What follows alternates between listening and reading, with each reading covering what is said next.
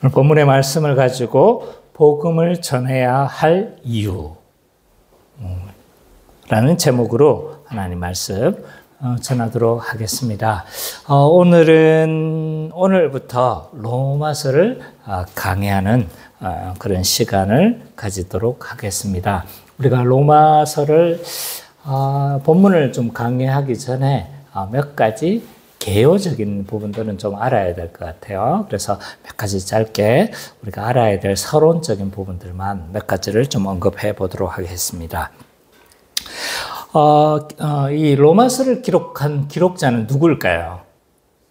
사도 바울이죠. 너무나 이 일을 다 하는 사람이 없습니다. 왜냐하면 로마서 1장 바로 첫 서두에서 바울이라고 그렇게 분명하게 언급을 하고 있기 때문입니다. 그러면 이 로마서는 언제 기록되었을까? 거의 대부분이 이제 이 기록 시기는 다 일치를 하고 있습니다. 바울이 3차 전도의 여행 중에 고린도에 머물 때 이 책이 기록되어졌습니다. 고린도에 왜 머물렀냐 하면, 이제 예루살렘으로 가야 돼요. 예루살렘에 왜 가야 했습니까? 사도행전에 이제 우리 나오죠, 그죠? 이유가 있었어요. 그게 뭐였습니까? 이방인들이 예루살렘에 큰 흉령이 들었잖아요. 그죠? 그래서 이방인들이 뭘 하려고 했습니까? 도와주려고 헌금을 다 한 거예요. 그래서 이 헌금한 사실들이 굉장히 많은 곳에서 언급이 많이 돼요. 이 로마서에서도 이걸 반드시 내가 하고 가겠다. 헌금을 다 전해주고 내가 가겠다. 라고도 이야기를 하고 있고, 고린도 후서에서도 이 이야기를 하고 있거든요. 고린도 후서에서도 이제 이 헌금을 좀 잘 내가 가기 전에 다 잘 좀 미리미리 저축해두라. 이렇게 이야기를 하면서 이제 이 헌금을 독려를 하고 있거든요. 왜 이제 이 바울 사도는 이 헌금을 굉장히 강조를 했냐면 이유가 있었어요. 왜냐하면 이것이야말로 이방인과 유대인이 하나가 되어짐을 완전히 드러내는 뭐라고 해야 될까요? 상징적인 사건으로 바울은 생각했던 것 같아요. 그래서 이제 그 가기 전에 아마 고린도에서 아마 제 기억이 확실한지는 않은데 고린도에 이제 못 가는 예루살렘에 가야 되는데 아마 못 가는 시기가 있어요. 그 겨울이 오면 막 폭풍우가 많이 심하잖아요. 못 가는 기간에 아마 고린도에 머물렀던 기억으로 제가 이해를 하고 있는데 어쨌든 이 고린도에 머물면서 이제 이 로마서를 기록을 하고 있습니다. 그래서 이런 근거가 많이 있어요. 왜냐하면 16장에서 보면 문안 인사를 누가 하고 있습니까? 갱그리아 교회를 많이 언급하고 있어요. 갱그리아.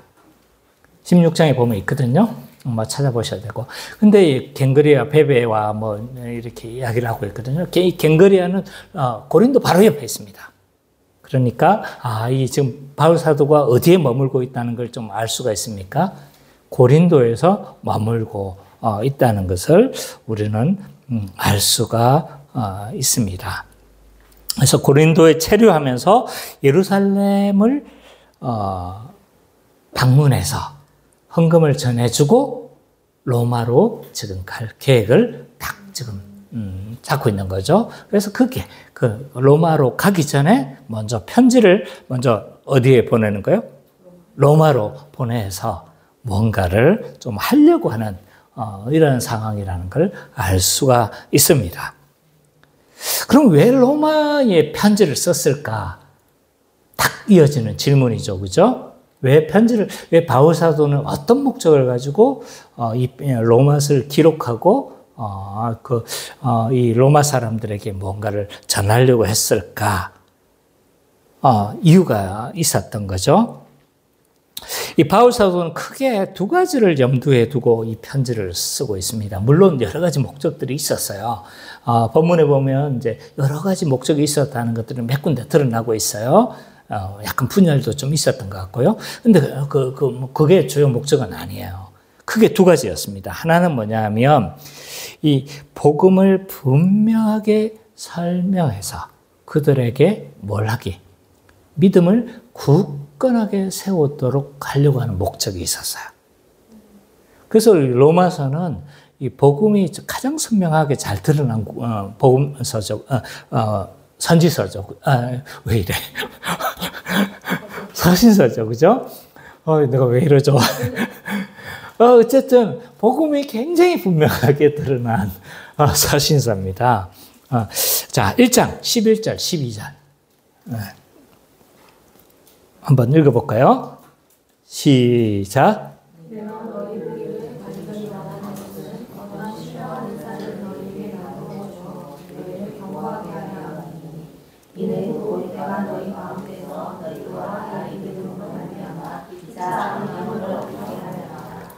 예, 11절, 12절에 보면 바울이 왜 어디에 로마서에 가려고 하는 목적을 분명하게 드러내고 있죠, 그죠?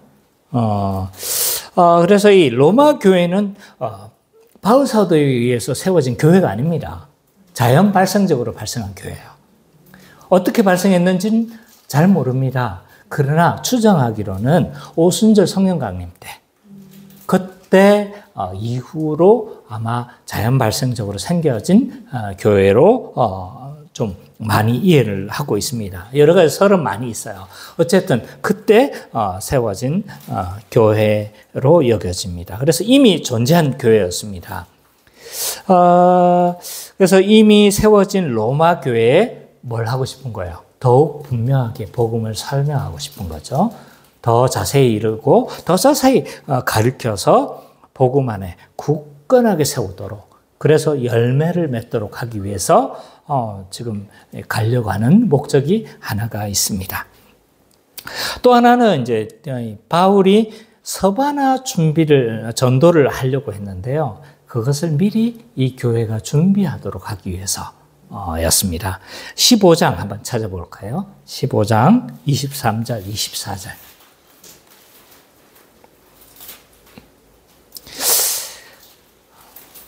15장 23절, 24절. 우리 예지자매가 한번 읽어줄래요? 이제는 이 지방이 일할 곳이 없고 또 여러 해 전부터 언제든지 서바나에 갈 때 너희에게 가기를 바라고 있었으니 이는 지나가는 길에 너희를 보고 먼저 너희와 사귐으로 얼마간 기쁨을 가진 후에 너희가 그리로 보내주기를 바랍니다. 예. 지금 이제 그 지역이라고 했으니까 아마 이제 이 그리스 지역이겠죠, 그죠? 그리스 지역에 이제 아가야 지방이라든지 그 일대는 이제 복음을 어느 정도 다 전했다라고 생각을 한 거예요. 그래서 계속적으로 바울은 어디를 준비를 지금 생각을 하고 있냐면 어디로 가려고 한다는 거예요? 서바나로 가려고 했다고 서바나를 가려고 하는데 너희가 뭘? 그리로 나를 보내주기를 바란다라고 그렇게 자신의 생각을 피력하고 있습니다. 서바나가 어딜까요? 서바나 어디입니까? 네.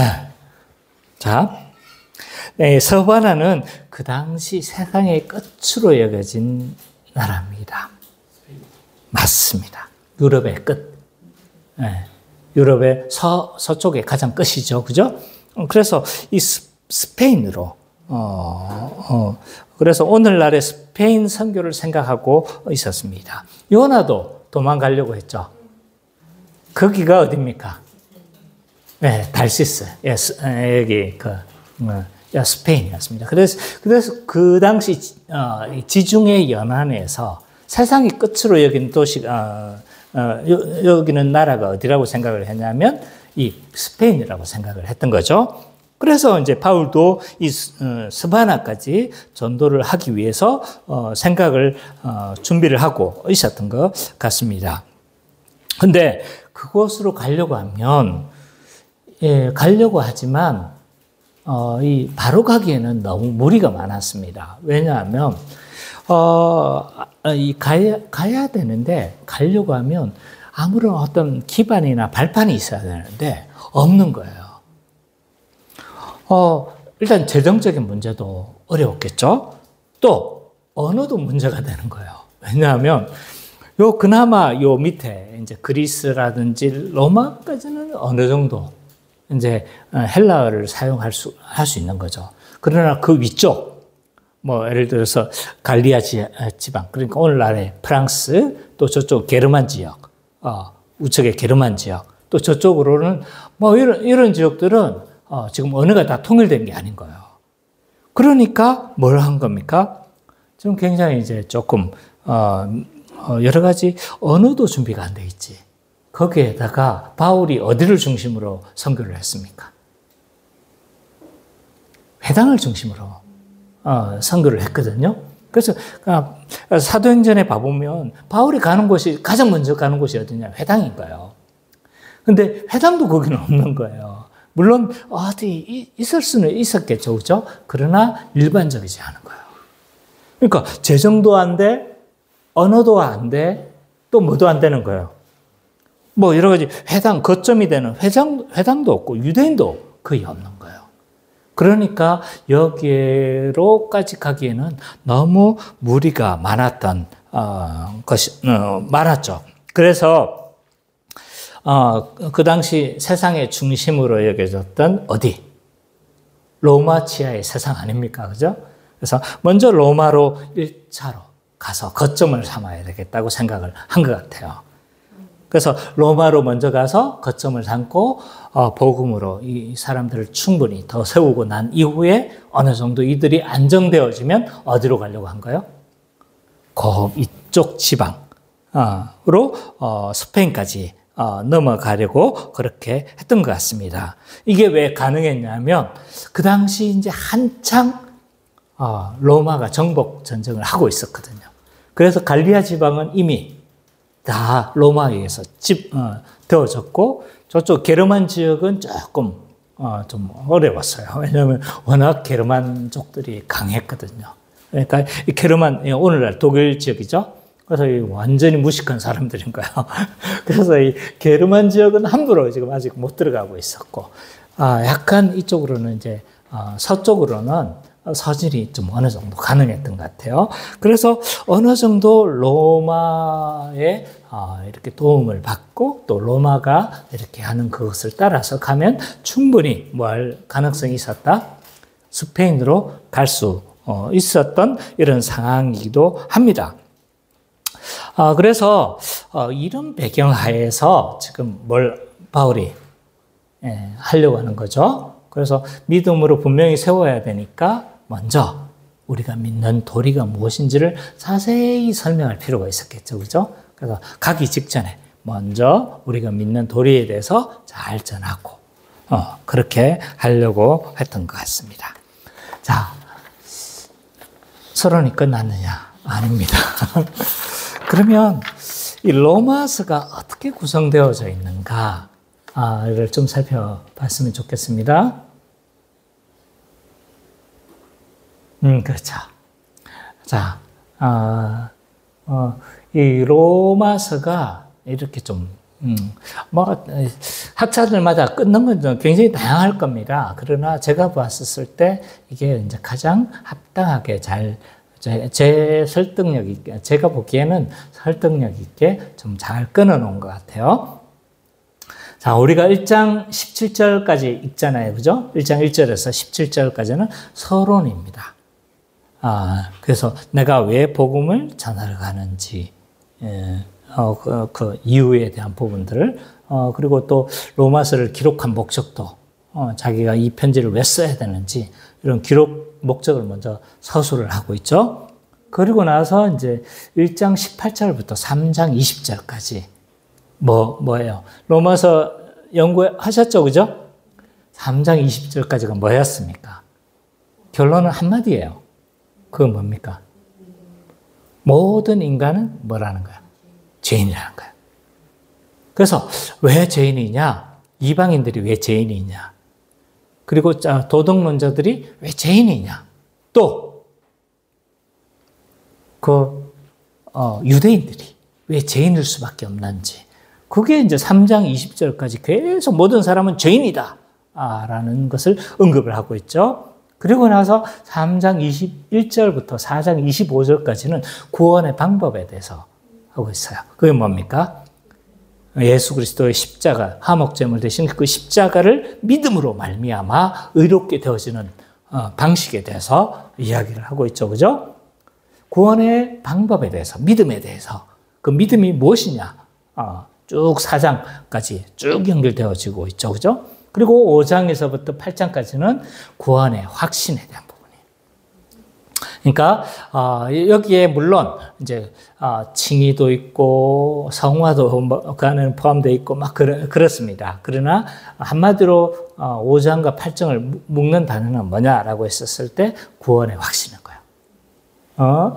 그리고 이제 9장부터 11장까지는요. 좀 약간 독특한 부분입니다. 9장부터 11장까지는 유대인들이 어떻게 되어질 것인가. 그래서 이 부분들이 상당히 좀 까다로워요. 그래서 9장부터 11장까지는 설교 안 할 겁니다. 그러나 9장부터 11장까지는 이제 이 구속의 역사라고 되어져 있는데 유대인들의 미래, 유대인들이 어떻게 되어질 것인가. 이제 그 부분들에 대해서 좀 이야기를 하고 있고요. 그 다음에 12장부터 15장 13절까지는 구원받은 자는 어떻게 살아야 하는가. 그러므로 막 시작이 되죠. 그죠? 그래서 신자는 어떻게 살아야 되고 이렇게 해야 되고 명령법이 주로 나와 있죠. 그죠? 앞에가 이제 직설법이라면 12장 1절부터는 명령법으로 그러므로 너희는 이렇게 살라. 저렇게 살라. 라고 그렇게 이야기를 하고 있습니다. 그리고 마지막 15장 14절, 16장 27절까지는 다시 뭐 하고 있습니까?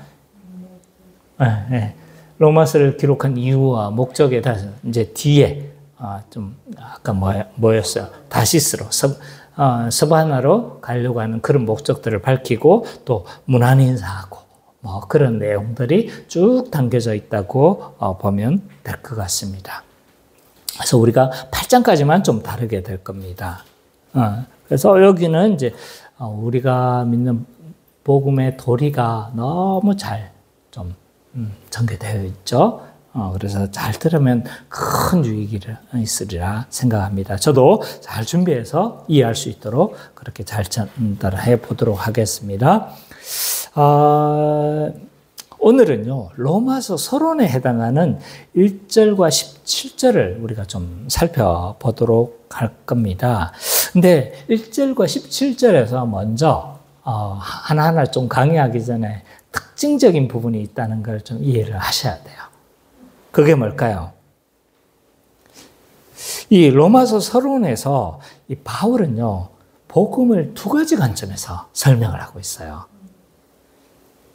그게 2절과 4절에서 복음은 이런 것이야 라고 하고 있고 또 16절부터 17절에 복음은 이런 것이야 라고 설명을 하고 있는 거죠. 그래서 첫 번째 관점은 뭐냐면 구속사의 관점에서 복음을 정의를 하고 있어요. 한번 읽어볼까요? 로마서 1장 2절, 4절 한번 읽어봅시다. 시작.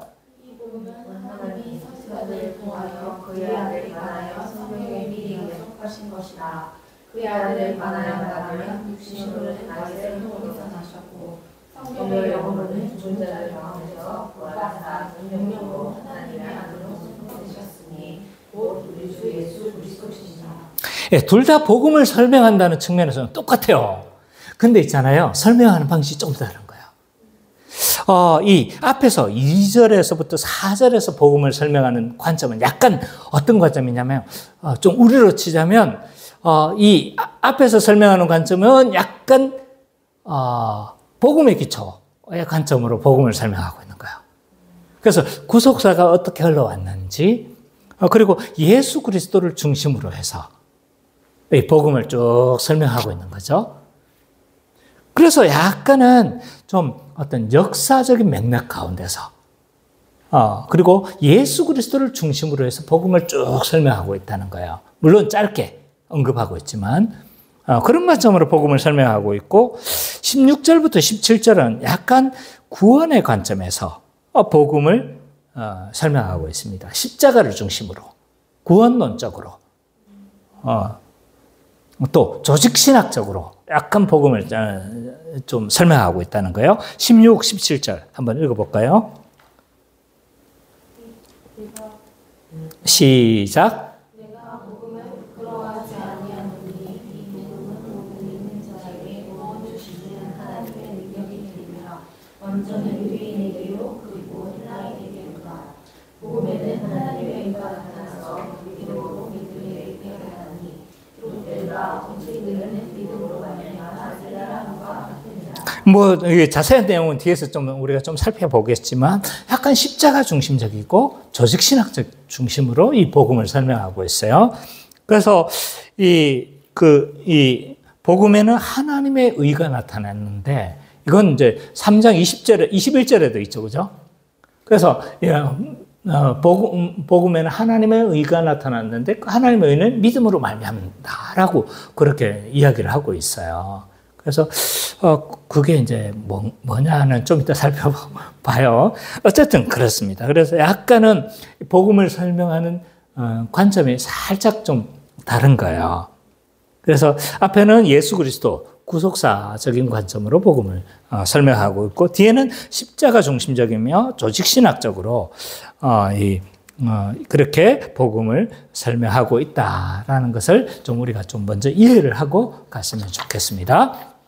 자, 그러면 로마서 처음 1장 1절에서 17절의 본문들을 우리가 구체적으로 좀 살펴보도록 하겠습니다. 먼저 1절과 7절, 그리고 또 8절부터 15절, 16절부터 17절 문단을 좀 나눌 수 있을 것 같아요. 그래서 1절과 7절을 우리가 먼저 좀 살펴봐 보면요. 이 앞에서도 설명했지만 복음을 예수 그리스도의 관점 또는 구속사의 관점으로 복음을 제시를 하고 있습니다. 바울은 먼저 시작하자마자 복음에 대해서 간략하게 설명하고 있습니다. 바울이 설명한 복음은 곧 뭐라는 거예요? 예수님이 곧 복음이다. 뭐 이렇게 이야기를 하고 있는데, 근데 4절에 봐보면요, 이 예수님이 어떤 분이라고 이야기를 하고 있어요? 예수님이 주이시며 누구라고? 그리스도시다. 라고 선언을 하고 있습니다. 예지자매. 가장 근래에 배웠죠. 기억납니까? 언제 배웠어요, 이거? 그렇죠. 저번 주 월요일날 이거 배웠어요. 예수 그리스도의 인성에 대해서 우리가 배웠는데, 이거 뜻이 뭐라고 했습니까, 이거? 일단, 그리스도라는 것은 왕, 제사장, 선지자에게 그런 건데. 네, 됐습니다. 제가 다시 한번 설명하도록. 잘했어요. 잘못해서 안 그런 게 아니라 내가 설교를 해야 되니까. 자, 4절에 보니까 예수님이 바로 주이시고 그리스도시며 예수님이시다. 라고 그렇게 이야기를 하고 있는 거죠. 예수님은요, 예수님이세요. 예수님은 예수님만 이름이에요. 예수님만 이름. 그러니까 실제 이름은 예수라는 이름이었어요. 근데 그분은 호칭이 있었어요. 그분은 그리스도라 불리기도 하고 주라 불리기도 하고 하나님의 아들로 여기는 없지만 하나님의 아들로도 불리기도 하고 그랬던 거죠. 그럼 왜 예수님을 예수라고 했을까요? 이름을 예수라고 했을까요? 왜 예수라고 지은 거예요? 이건 누가 지으라고 이렇게 한 거예요? 하나님이 직접 현몽하여 이름을 예수라 하라. 그렇게 지으라고 했어요.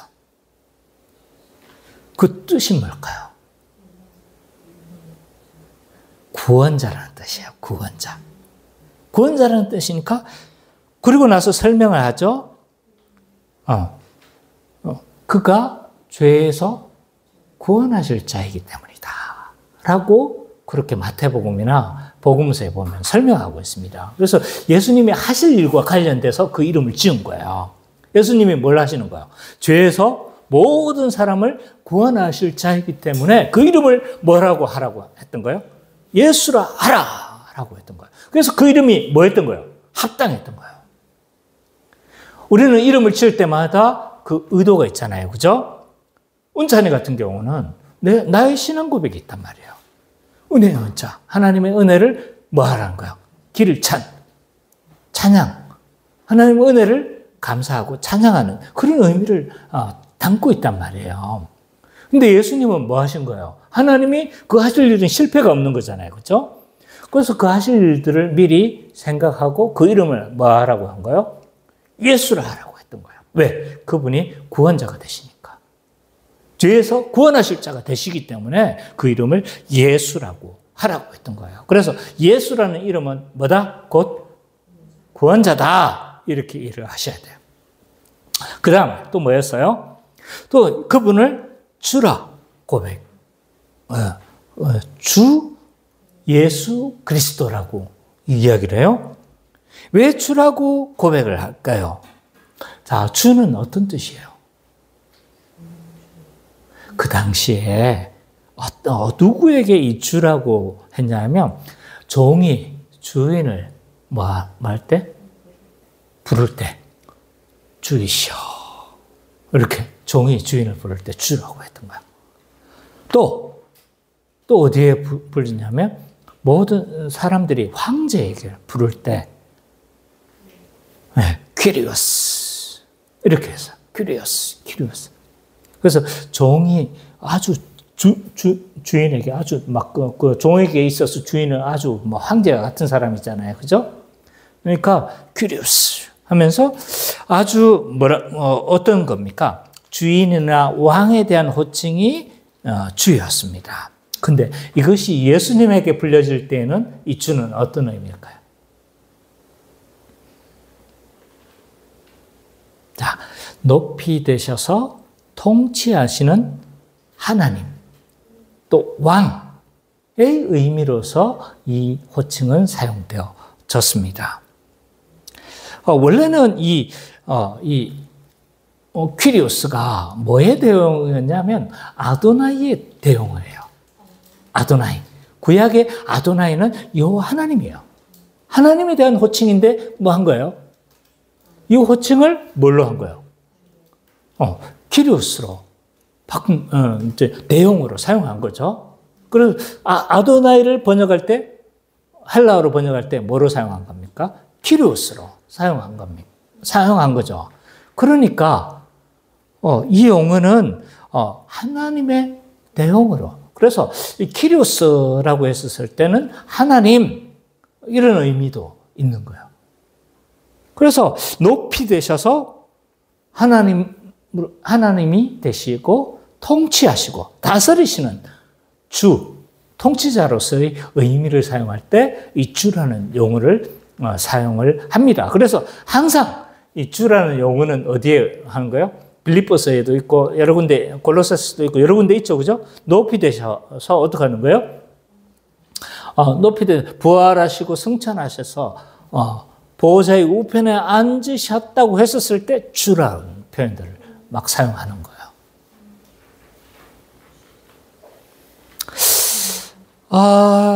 그 다음에 이제 뭐라고 합니까? 그리스도라고 고백을 해요. 그리스도는 우리가 잘 알죠. 가장 그나마 그 중에서 제일 잘 아는 거예요. 어떤 뜻입니까? 기름 부음을 받은 자라는 의미를 가지고 있습니다. 그래서 구약에서 기름 부음을 받은 자는 세 직분이 있었죠. 뭐였습니까? 왕, 제사장, 선지자. 이 세 직분이 기름 부음을 받았어요. 그래서 구약에서 왕이 될 사람들은 항상 뭘 했습니까? 기름을 부었어요. 선지자로 세워질 때 항상 기름을 부었습니다. 제사장으로 세워질 때 그래서 기름을 부었죠. 그래서 아론에 흘러내리는 그 기름, 뭐 이런 시편에 이런 표현들이 있잖아요, 그죠? 그러니까 항상 이 세 직분을 세울 때는 기름을 부었다. 기름 부음 받은 왕이다. 뭐 이런 표현을 하잖아요, 그죠? 그러니까 다 기름 부음을 받은 자들인데 이런 사람들을 가리킬 때 뭐라고 했던 거예요? 그리스도. 또 이제 그 당시는 이제 구약 시대니까 구약의 그 히브리어는 뭐예요? 메시아. 메시아하고 메시아의 대용어가 뭔가요? 그리스도예요. 그러니까 같은 뜻이에요. 둘 다. 하나는 히브리어고 하나는 헬라어다. 이 차이일 뿐입니다.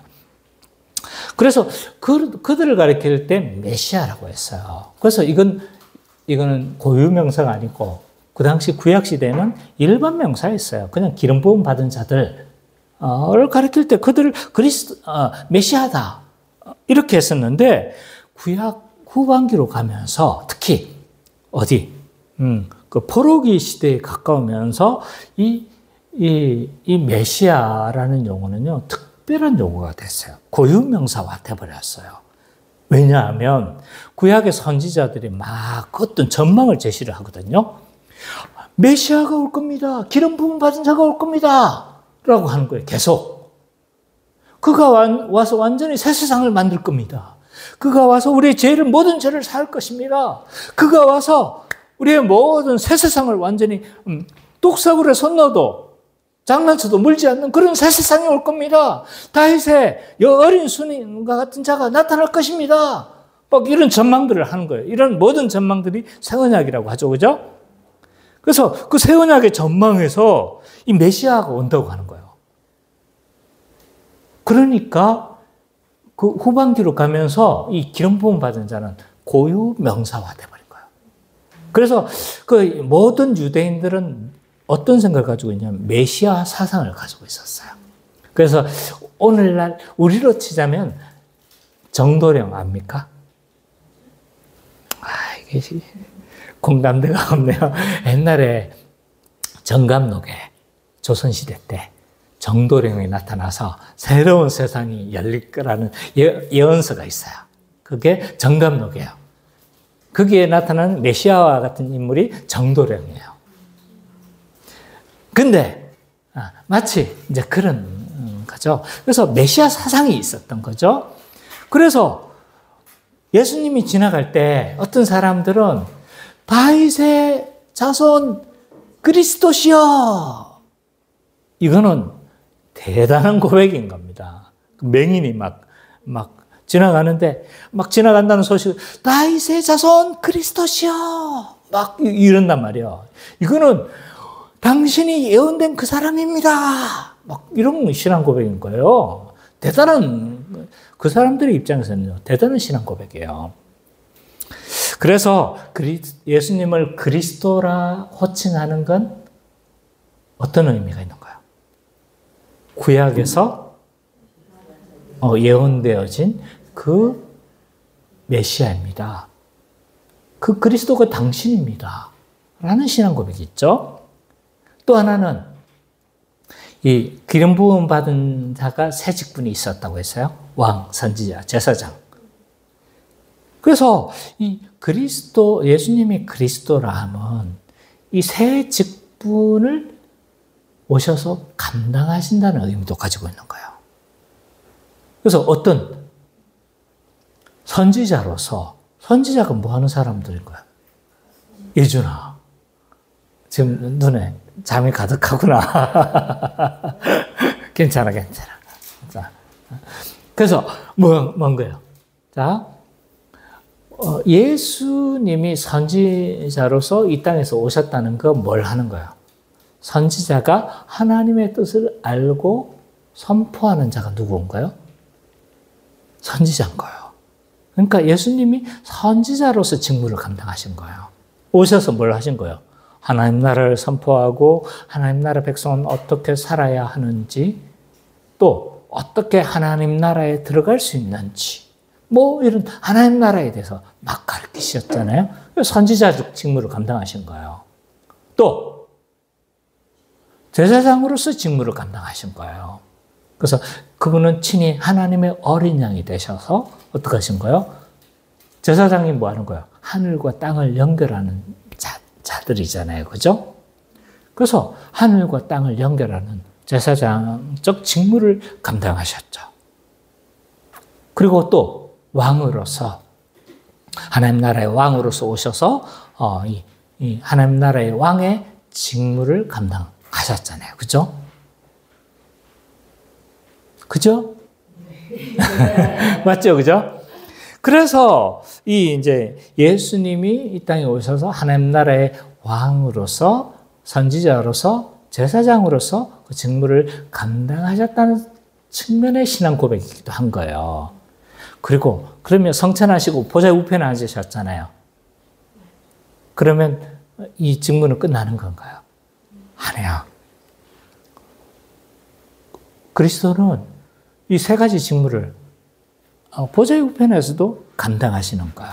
그래서 그리스도께서 우리를 위해서 중보하시고 기도하시잖아요. 그래서 제사장 직무를 감당하실 뿐만 아니라 성령을 통해서 진리의 말씀을 통해서 여전히 말씀하시고 또 왕으로서 여전히 통치하고 계시는 거예요.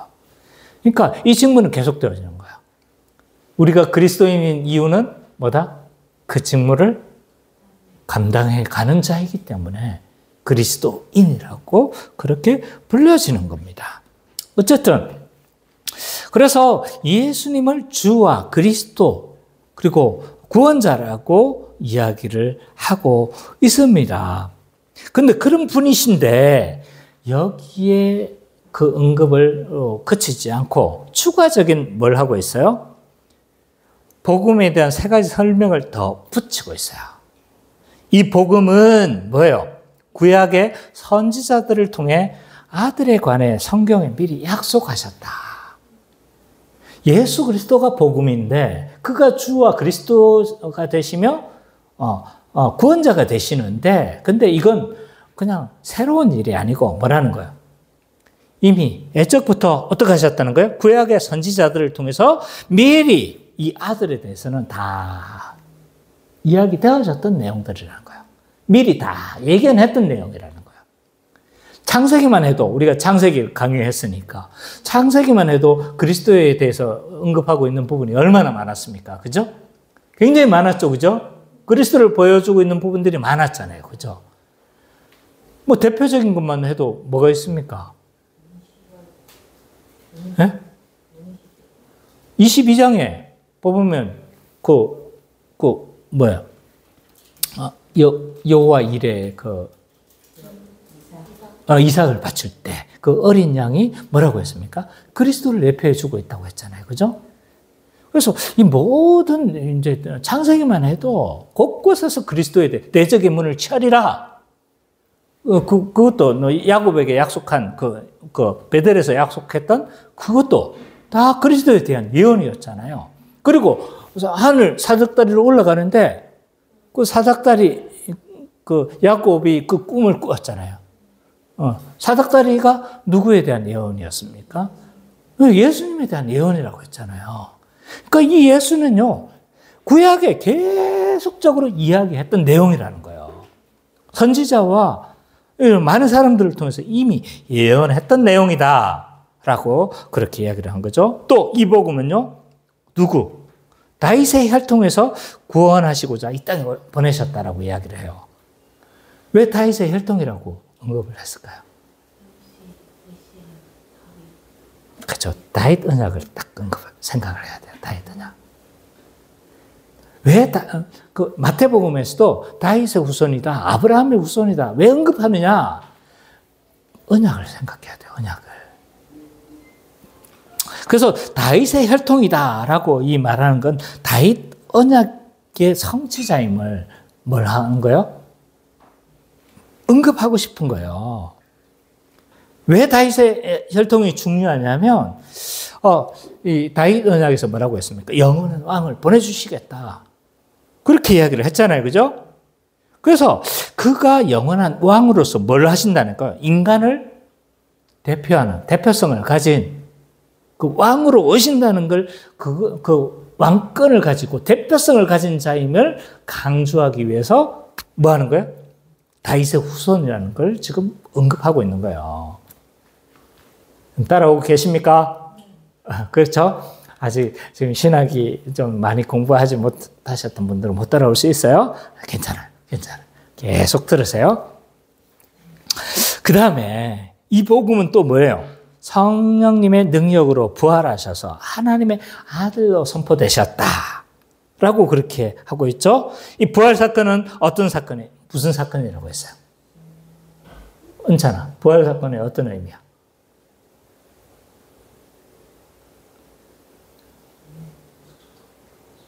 이렇게 반복을 하는데도 왜 이렇게 모를까요?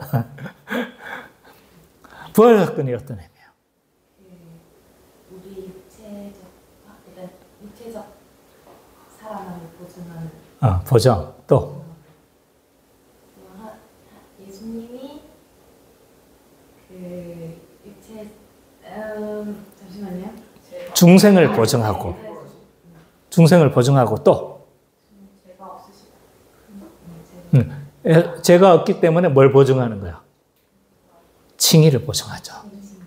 그러니까 이 세 가지, 그건 의미고, 그러나 이 부활 사건은 한마디로 말했을 때 예수님의 무슨 사건이다?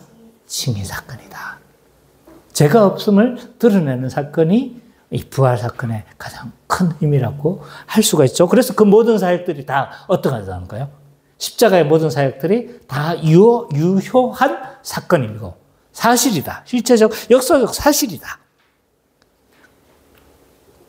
그래서 인류의 모든 죄를 사하기에 부족함이 없다는 걸 강조하는 거죠. 그죠? 그래서 이런 이 안에서만 해도, 7절 안에서만 해도 말하려고 하는 게 많은 거예요. 예수님이 주가 되시고 그리스도가 되시고 구원자가 되시는데 그 구원자가 되신 그리스도는 어떤 분이라는 거예요? 구약에서 미리 약속되어졌던 것이고 다윗 언약의 계승자이고 다윗 언약의 성취자이며 또 부활 사건으로 이 모든 우리의 모든 죄를 사하기에 부족함이 없는 그분이십니다 라고 이야기를 하면서 1절에 보면 뭐 하는 거예요? 자신이 뭐 하는 자래요? 1절에 사도로 부르심을 받아 하나님의 복음을 위하여 택정함을 입었다. 나는 이 복음을 전하기 위해 택정함을 받은 자다. 라고 그렇게 말을 하고 있는 겁니다. 지금 따라오고 계시는 거죠? 그래서 이 1절과 7절을 요약해 보면 이 바울은요, 자신이 예수님이 주 예수 그리스도임을 전하는 자로 부름을 받았다. 라고 그렇게 이야기를 하고 있는 거예요. 그 주, 그리스도, 그 안에는 굉장히 많은 의미가 있다고 했죠. 그죠? 이것을 전하는 자로 자신은 부름을 받았다라고 언급을 하고 있습니다.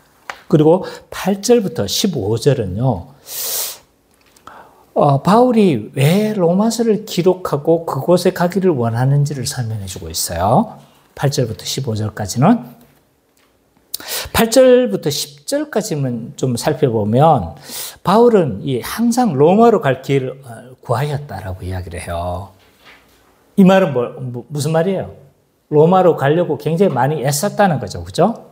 맞죠? 그래서 실제로 바울은요, 로마 교회로 가고자 여러 번 시도했다라고 15장에 보면 언급을 하고 있어요. 실제로 바울 사도는요, 이 로마로 가려고 했던 여러 시도들이 좀 있었어요. 이 로마와 이 발칸반도 사이, 지금의 오스트리아, 그 사이에 이제 이탈리아와 그 건너에 가면 오스트리아가 있거든요. 오스트리아, 발칸반도의 여러 나라 국가들이 있어요. 그 사이에 있는 바다가 뭐냐면 아드리아해요. 아드리아해. 근데 그 아드리아해까지 바울 사도는 성경에는 기록이 안 돼 있는데 아드리아해까지 와가지고 아마 로마로 갈 어떤 이걸 가능성을 좀 탐지했다고 해야 될까요? 그런 것들이 있었던 것 같아요. 뭐 자세한 제가 읽었던 책에서 그냥 이야기하는 거예요. 어쨌든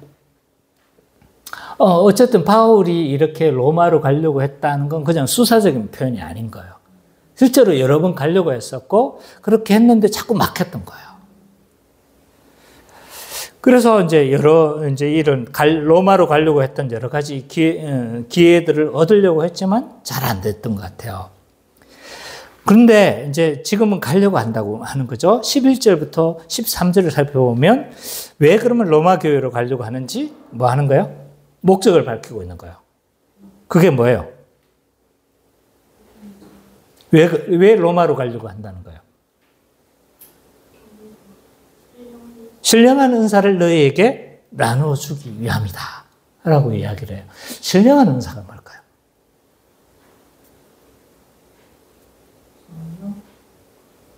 예, 맞아요. 신령하다는 표현을 할 때는 항상 성령과 연관하면 거의 틀리지 않은데 여기서는 약간 그것과 연관되어지지만 복음이라고 이해하면 무난할 것 같아요.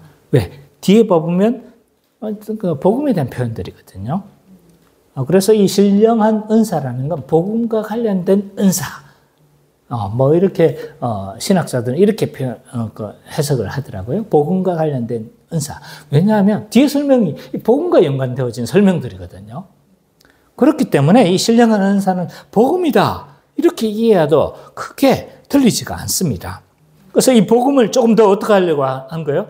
자세히 더 설명해서 이들을 더욱 견고하게 하기 위해서 이 복음을 더 자세하게 설명해주고 더 잘 가르치려고 내가 그쪽에 가려고 한다는 거예요. 그래서 이런 바울의 사역으로 로마 교회가 어떻게 되는 거예요? 더욱 굳건하게 세워지고 또 뭐 하는 거예요? 로마 교회가 이 복음을 자세히 배움으로 말미암아 더욱 유익을 얻기 원하는 마음으로 내가 그쪽에 가기를 원한다. 이렇게 지금 언급을 하고 있습니다. 그리고 나서 14절, 15절을 봐보면 왜 바울이 로마로 가려고 하는 그 목적, 가기를 원하는 이유가 맞을까요? 좀 뭐라고 해야 될까요? 동기. 왜 바울로 가려고 오늘 말이 진짜 꼬이네요, 진짜. 왜 바울이 어디로 가려고 하는 거예요? 로마로 가려고 하는 그 동기에 대해서 언급을 하고 있어요. 그 동기가 뭐였습니까? 빚진 자 의식 때문인 거예요. 이 빚진 자 의식 때문에 내가 그쪽에 안 가고는 못 견디겠다는 거예요. 이 빚진 자 의식은 뭘까요, 도대체? 바울은 자기 자신을 복음의 빚진 자로 여기고 있어요. 왜 이런 의식을 가지고 있을까요, 바울은? 바울의 선교 동기라고 할 수 있는 거잖아요, 그죠? 물론, 이 바울은 그 이전에 복음의 해방자이고, 잔해자였고, 핍박자였어요, 그죠? 그것 때문에 빚진 자 의식도 있지만, 사실은 왜 이 바울 사도가 빚진 자 의식을 가질 수밖에 없었냐면, 어떤 부탁을 받았어요. 누구로부터? 1절에 봐보면 누구로부터 받은 거예요? 하나님과 그리스도로부터 이 사명을 뭐 했어요? 부탁받았잖아요. 그렇죠? 그래서 이 어떤 부탁을 받은 거잖아요. 근데 그 사명이 너무 시급한 거야. 바울 사도에게 쓴 이 사명이 너무나 중대하고 중차대한 일인 거예요. 왜? 우리나라 어떤 대사가 뭐 하는 거예요? 뭐 전쟁이 있는데, 우리가 전쟁 중에 있어. 만약에 전쟁 중에 있는데, 이 대사를 유엔 대사로 막 보낸 거야. 왜? 좀 지원해주고, 막, 이 중차대한 사명을 받은 거잖아요. 그러니까 이 사람은 무슨 의식을 가지고 하는 거예요? 어떤 사명의식, 빚진 자 의식을 가지고 뭘 하고 가 있는 거예요? 지금 이제 막 그것들을 위해서 유엔을 설득하려고 하고, 뭐 상임이사국을 설득하려고 막 하려고 하지 않겠습니까? 그런 의식이 빚진 자 의식이라고 할 수 있는 거죠. 그래서 이 바울 사도는요, 그런 의식을 가지고 지금 복음을 전하려고 하고 있다는 걸 알 수가 있습니다. 그래서 이 8절부터 15절까지는 바울은 자신이 복음의 빚진 자로서 복음을 전해서 뭐 하려고 하는 거예요? 견고하게 하고 열매 맺게 하기 위해서 복음을 전하려 하고 있다는 걸 알 수가 있습니다. 따라오고 있는 거죠? 우리 고딩들이 잘 못 따라오는 것 같아서. 자, 그 다음에 마지막 16절부터 17절을 보면 다시 구원의 관점에서 다시 복음을 제시를 하고 있습니다. 자, 1절, 4절에서도 복음이 정의됐어요. 그죠? 1절, 그죠? 1절과 4절에서도 복음이 정의되어졌지만 16절에서 17절에서도 복음을 다시 제시를 하고 있습니다. 앞에서는 주로 복음을 어떻게 설명했습니까? 구속사적인 관점에서 그리스도가 복음이다. 왜 복음이냐? 그리스도가 주이시며 그리스도이시고 하나님의 아들이시기 때문에 복음이다. 근데 이건 뭐 한 거라는 거예요? 미리 성경에서 이렇게 다 예언되어졌던 것이고 다윗 언약의 성취자로서 오시는 분이시기 때문에 뭐 하는 거예요? 예수님 자체가 복음이다 라고 이야기를 하고 있는 거예요.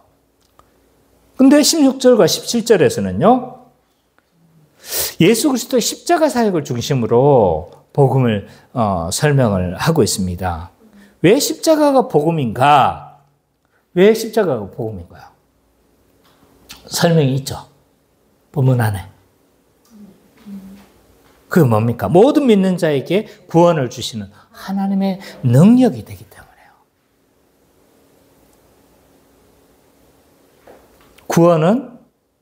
구원이 뭐예요? 구원이 뭡니까? 어디로부터의 구원인 겁니까? 구원됐다는 건 뭔가 예를 들어서 불난 집이 있었는데 이 사람이 불난 집 안에 있어서 근데 소방관이 들어가 가지고 이 사람을 구출해냈을 때 구원됐다라고 하는 거죠. 물에 빠졌는데 어떤 사람이 소방관이 건져냈을 때 물에서 구원됐다라고 이야기를 하는 거. 그럼 우리가 구원받았다라고 하는 건 어디로부터의 구원인가요? 죄의 저주로부터의 구원인 거예요. 죄의 모든 영향력으로부터의 뭔 겁니까? 구원인 거죠. 근데 이게, 그래서 이 죄의 영향력이 뭐가 있었습니까? 조금 더 설명이 필요한 것 같아요. 죄의 영향력으로 인해서 우리는 어떤 것들이 생겼습니까? 죽음이 왔죠? 그리고 예수 믿을 때 우리는 뭐가 일어나는 겁니까? 영생이 주어지죠? 그럼 또, 죄로 인해서 또 뭐가 상실됐습니까? 하나님 나라가 상실됐잖아요. 안식을 누리는 하나님 나라가 다 상실되어져 버렸어요. 예수 믿을 때 하나님 나라로 다시 들어가죠. 또, 죄 때문에 하나님의 진노를 받는 자가 되어졌어요. 하나님 미움을 받는 자가 되어졌어요. 하나님 뜻을 행하지 못하는 자가 되었어요. 근데 예수 믿는 순간 이런 것들이 다 가능하게 되어졌죠. 그래서 이 십자가는 이런 죄의 형벌, 죄의 영향력으로부터 모든 죄의 진노에서 벗어나게 하기 때문에 뭐 하는 거예요? 구원이라고 할 수 있는 거예요. 내가 설명해도 잘 설명했다. 자, 그럼 왜 이게 십자가가 왜 이게 가능하게 하는 겁니까? 왜 십자가가 이걸 가능하게 하는 거예요? 네? 네. 복음에는 하나님의 의가 나타나게 하는 믿음으로 하나님의 의가 나타나게 하는 방식이기 때문인 거죠. 모든 거는요, 의의 문제예요. 의의 문제. 죄로 인해서 뭐가 상실된 거예요? 의가 상실되는 거예요. 죄인이 되어버린 거예요. 그러니까 뭐의 진노를 받는 거예요? 하나님의 진노를 받게 되고 그로부터 제 모든 저주들이 다 겪게 되는 거잖아요. 그죠? 그래서 우리가 회복해야 될 건 사실은 뭐의 회복이 필요하냐면 의의 회복이 필요해요. 의의 회복. 죄 용서와 의의 회복이 필요한 거죠. 그래서 예수님이 이걸 형벌 대속적 죽음으로 어떻게 하신 거예요? 이걸 다 회복하신 거잖아요. 그죠? 지금 따라오고 계십니까? 아이고, 왜 이렇게 다 어려워하는 것 같기도 하고, 좀 작년들은 좀 따라오는 것 같기도 한데, 좀 반응이 좀 달라서. 그래서, 어쨌든 이 십자가 사역은요, 이 모든 죄의 진노로부터 다 건져내는 거예요. 십자가 사역을 통해서. 그 십자가 사역을 통해서 성취하신 게 뭐예요? 의를 성취하셨을 뿐만 아니라 죄의 모든 진노들을 다 어떻게 하신 거예요? 그래서 예수 십자가는요, 하나님의 의를 얻게 하는 방식이라고 할 수 있는 거예요. 믿음으로.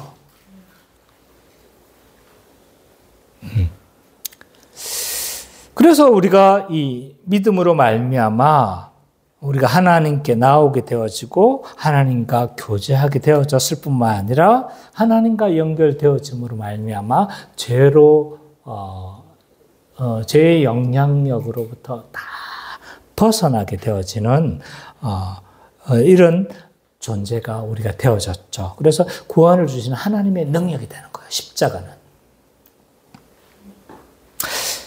그래서 이 바울은 그 16절부터 17절에서 복음은 구원을 주시는 하나님의 능력이 되기 때문에 복음을 전한다라고 이렇게 말을 하고 있습니다. 그래서 1장과 11절과 17절 전체를 좀 핵심을 메인 아이디어, 좀 중심 사상을 말하자면 이건 거죠. 교회는 구원을 주시는 하나님의 능력인 복음으로 견고하게 하고 열매 맺기 때문에 복음을 전해야 한다. 라고 이렇게 다시 한번 설명할까요? 교회는 구원을 주시는 하나님의 능력인 복음을 전함으로 견고하게 되어지고 열매 맺기 때문에 복음을 전해야 한다. 뭐 이렇게 정리할 수 있을 것 같습니다. 자, 오늘 이 말씀을 통해서 우리는 어떻게 이 말씀을 우리의 삶에서 적용할 수 있는지에 대해서 우리가 좀 살펴보도록 하겠습니다. 확실히 이 설화체를 설명하는 것보다 이 강화체를 설명하는 게 많은 설명이 요해요. 자, 그러면 이 말씀을 우리가 어떻게 적용할 수 있냐면 첫 번째로 교회는 예수님이 주 예수 그리스도임을 전하는 자로 부름을 받았다는 거예요. 우리도. 이해됩니까? 사도 바울은 자신의 정체성을 분명하게 인식하고 있죠. 1절에 보면 뭐라고 이야기를 하고 있습니까? 자신은 하나님의 복음을 전하기 위해 특정함을 입은 자다라고 자신의 정체성을 분명하게 인식하고 있습니다. 그래서 바울은요, 복음을 이 그리스도가 주이시며 그리스도이시고 또 구원자라는 사실을 전하는 자로 자신이 부름받았다는 걸 인식했어요. 동일하게 우리도 어떻게 했다는 거예요? 예수 그리스도가 주이시며 또 그리스도이시고 왕이심을 그리고 구원자가 되심을 전하는 자가 우리라는 거죠. 왜 우리는 그렇게 그 사명을 받았냐라고 했었을 때 우리는 우리는 누구라고 했어요? 그리스도인이라 하잖아요. 그죠? 우리는 그 사명을 그대로 계승하는 자예요.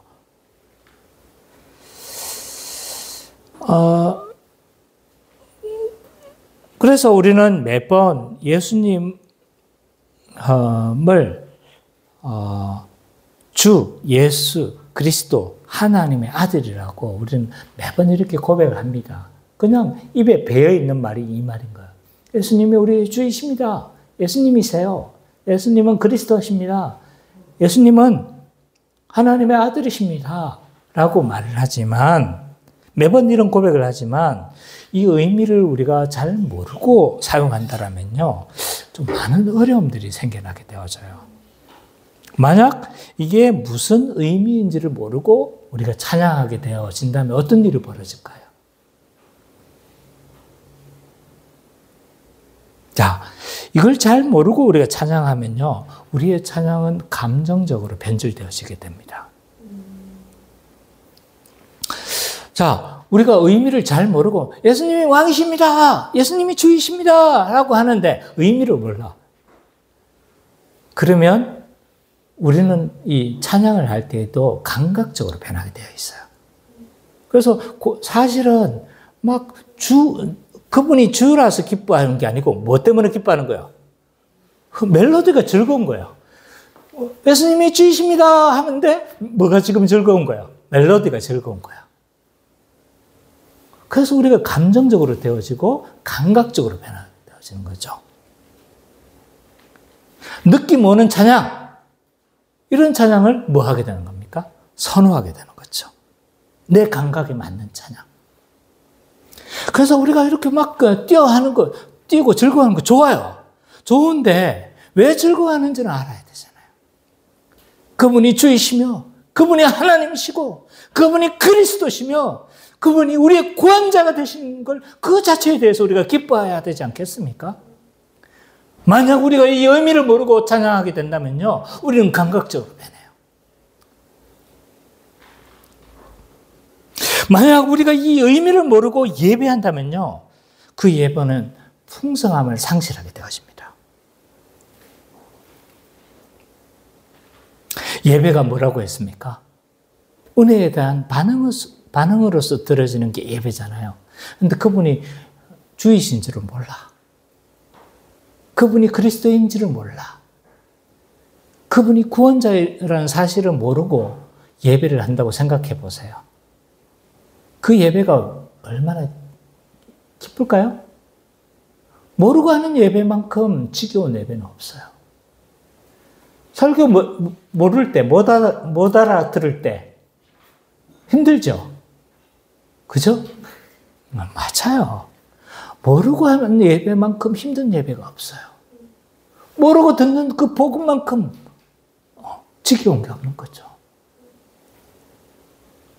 그러니까 우리가 이런 교리를 모르고 이 예수님이 주이시고 그리스도시고 구원자가 되신다는 사실을 모르고 우리가 예배를 하게 될 때 뭐가 사라지는가요? 예배의 풍성함을 상실하게 되어집니다. 또 우리가 이 의미를 모르고 예수님이 누구신지를 잘 모르고 우리가 전도하게 되어지면요, 이 복음은요 굉장히 기계적인 복음이 되어집니다. 사형리 전해봤죠? 맞죠? 근데 이 의미를 잘 모르고 우리는 사형리 그냥 달달달달 외워가지고 복음을 전할 수 있어요. 근데 그 전할 때 느껴지는 게, 전할 때 생각되어지는 게 뭡니까? 좀 기계적이다는 생각 해본 적 없습니까? 그런 생각을 하죠. 그죠? 저도 그 생각을 옛날에 했거든요. 사형리를 전해봤는데, 왜냐하면 이 의미를 잘 모르니까 뭘 하냐면 굉장히 기계적인 거예요. 이게 능력이 있을까? 뭐 이런 생각도 하게 되어지고. 그래서 이 복음을 듣는 자가 뭐 예를 들어서 이제 복음을 전한 거예요. 복음을 사형리를 전했어요. 하나님은 당신을 향한 놀라운 계획을 가지고 계십니다. 하고 해서. 근데 그 복음을 듣는 자가 그 놀라운 계획이 뭡니까? 물어본 거예요. 설명해 줄 수 있겠어요? 이제 조금 가능할 수도 있겠죠. 그죠? 그러니까 이걸 모르면 어떻게 되어지는 거예요? 이 복음은 굉장히 비인격적이고 굳어있는 진리가 되어버리는 거예요. 그래서 굉장히 기계적인 게 되는 거죠. 자, 우리의 신앙의 대부분이 뭐가 되어지는 겁니까? 예배도 풍성함을 잃어버려요. 우리의 찬양도 어떻게 되어지는 거야? 우리의 찬양도 굉장히 감각적으로 되어질 거고, 뭐 다 있잖아요. 우리 기도도 마찬가지예요. 기도는 내가 이해 안 들었지만 이런 의미를 모르고 있었을 때 우리는 중언부언하는 기도를 하게 돼 있어요. 반드시 그렇게 되어 있습니다. 그렇기 때문에 우리는 복음을 잘 알고 복음을 전하는 자들로 부름을 받았으면 알아야 됩니다. 가장 먼저 우리가 해야 되는 게 뭐예요? 복음을 잘 알아야 되는 거예요.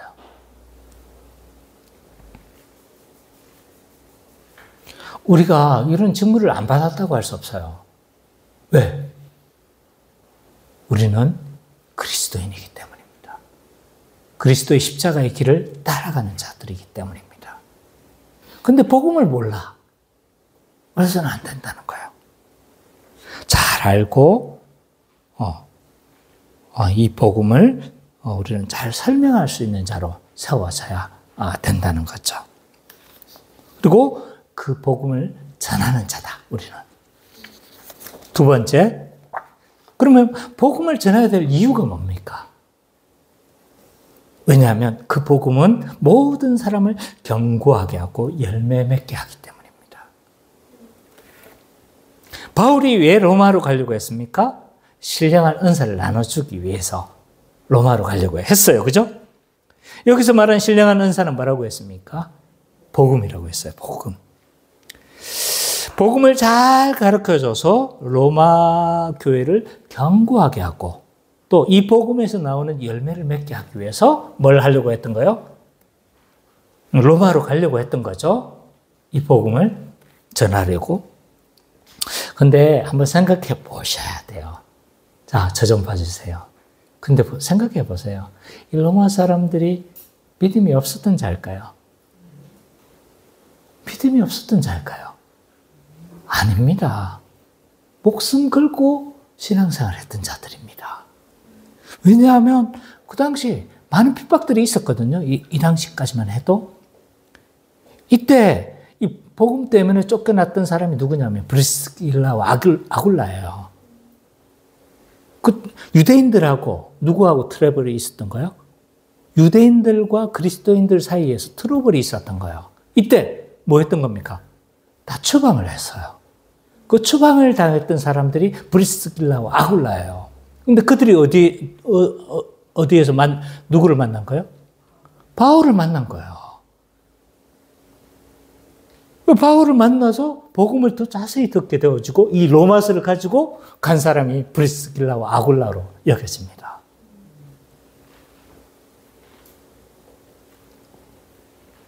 이렇게 있잖아요. 여기에 있었던 사람들은요, 결코 믿음이 없거나, 헌신적이 아니었거나, 이랬던 사람이 아니라니까요. 그들은 복음 때문에 기꺼이 고난당하는 사람들이었습니다.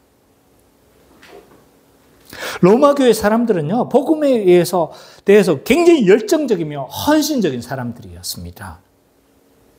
근데 왜 이들에게, 열심히 잘하고 있는 왜 이들에게 왜 복음을 더 자세히 하고 설명하려고 했을까요? 왜냐하면 더 주마가 편이라고. 복음을 뭐 하려고 했던 거예요? 더욱 그들을 더 잘하고 있지만 복음으로 더욱 견고하게 하고 복음이 모든 풍성한 열매의 원천이 되어지고 이런 것들이기 때문에 뭘 하려고 하는 거예요? 복음을 더 자세히 가르쳐 주려고 하는 거예요. 그래서 미리 좀 더 깊이 가르쳐 주기 전에 그냥 맛보기로 전해주는 게 로마서예요. 맛보기가 로마서예요. 원래 그 가서 더 자세히 설명했겠죠. 그죠? 로마서는 뭐 한 거예요? 그냥, 이 정도쯤은 알고 있어야 됩니다. 라고 말했던 거예요. 로마서 다 아십니까? 그러니까. 근데, 이 교회에서 성경 공부를 하려고 하면 많은 난관에 부딪힙니다. 성경을 공부하자고 하면.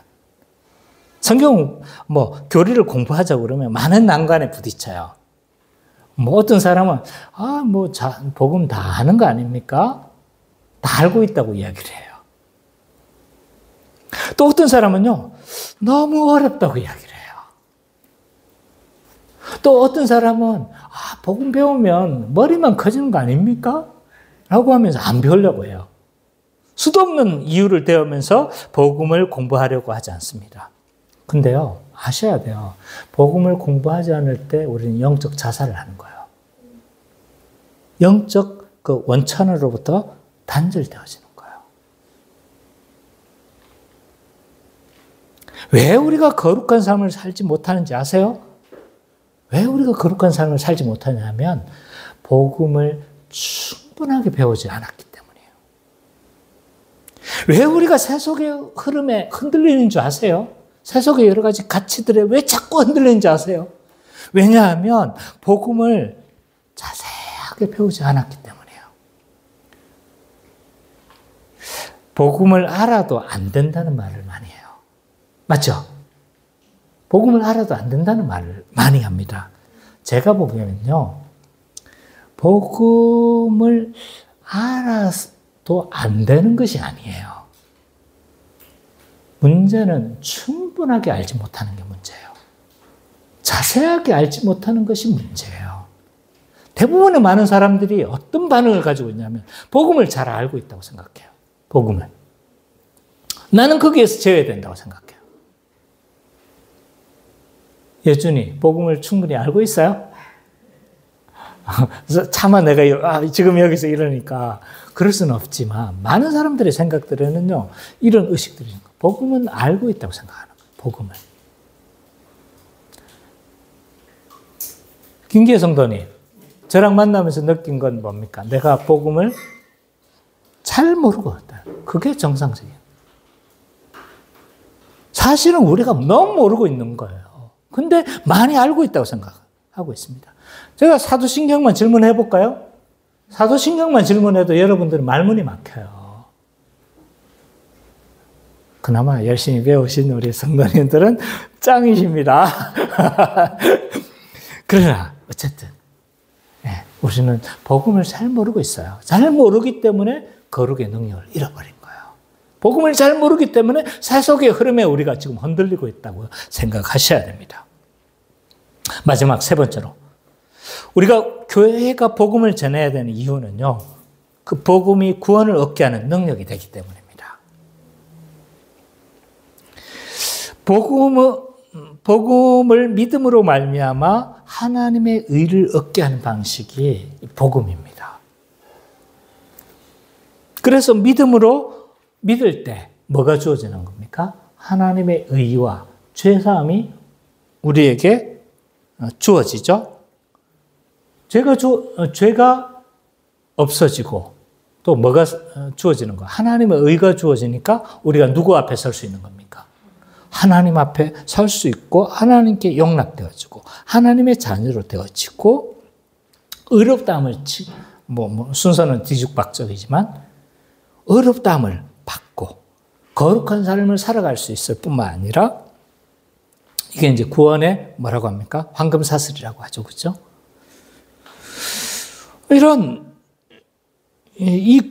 그래서 이 복음은요, 하나님께 나아갈 수 있는 길을 열어주기 때문에 구원의 능력이 되어집니다.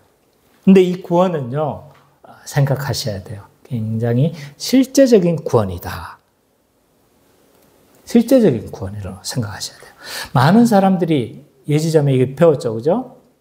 많은 사람들이 구원 얻는다라고 했었을 때 단순히 뭘로 생각하냐면 영적인 것으로 생각하는 거예요. 영적인 거. 죄의 영향력으로부터 구원받아서 그냥 천국 가는 거지. 근데 죄의 영향력들이 다 어떻게 해줘야 되는 거예요? 예수 믿을 때 단번은 아니지만 대부분이 사라져야 되는 거 아닙니까? 변화가 일어나야 되는 거 아닙니까? 죄의 영향력으로부터 벗어나야 되는 것이 맞지 않습니까? 이 복음이라는 용어는요, 유앙겔리온, 새로운 세상을 알리는 왕의 출현을 할 때 이 복음이라고 했습니다. 따라서 우리가 복음을 듣고 구원 얻는다는 건요, 새로운 세상을 경험하는 거예요. 이게 복음이에요. 죄의 모든 흉포함에서 벗어나는 거예요. 그래서 전에는 나를 위해서 살았던 사람이 이제는 어떻게 하는 거예요? 남을 위해서 살아갈 뿐만 아니라 안식을 잃었던 사람이 교회 안에서 교회를 통해서 안식을 누리고 평안함을 누리는 거죠. 그래서 예수 믿으면 마음이 편해진다는 말은 일정 부분 사실이긴 합니다. 안식이 주어지기 때문에.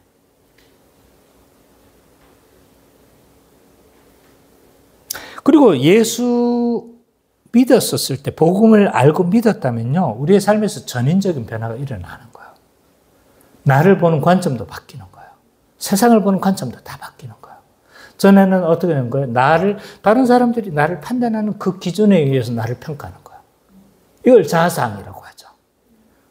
사람들이 계속적으로 넌 못난 사람이야. 넌 축구도 못해. 너는 마지막으로 픽업되는 사람이야. 계속적으로 지목하니까 어떻게 하는 거예요?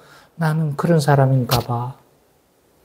근데 예수 믿고 난 이후에 어떻게 되는 거예요? 나를 보는 관점이 다 달라지는 거예요. 하나님은 나를 사랑하셨을 뿐만 아니라 나를 위해서 죽으시고 나를 위해서 새 창조의 그 역사를 일으키신 분이 그분이신 거예요. 나를 보는 관점들이 다 다르고 세상에 목적 없이 살았던 내가 이제는 예수 믿고 난 이후에 나의 목적은요, 하나님 안에서 내가 발견되어지는 거예요. 하나님 앞에서 이 나가 되어지는 거예요. 하나님 앞에서 나의 모든 관계들이 재설정되어지는 겁니다. 근데 이 구원이 아무런 영향력이 없다고요? 그럴 수가 없습니다. 복음을 알았다면 그럴 수가 없어요. 복음을 알았다면요, 우리의 모든 삶의 전인격적인 변화가 일어날 수밖에 없습니다. 제대로 알았다면. 이것을 경험하고 났는데 우리가 복음을 전하지 않고 견딜 수가 있겠습니까? 처럼 우리는 바울과 같이 복음 안에서 우리는 능력을 경험해야 될 것 같아요. 재설정되어지는 이런 것들을 경험하고, 그래서 그 복음을 전하는 자로 우리가 부름받았다는 사실을 알고 복음을 전하는 우리 기쁨의 교회 모든 성도님 되시기를 간절히 축원합니다. 아멘. 찬송가 520장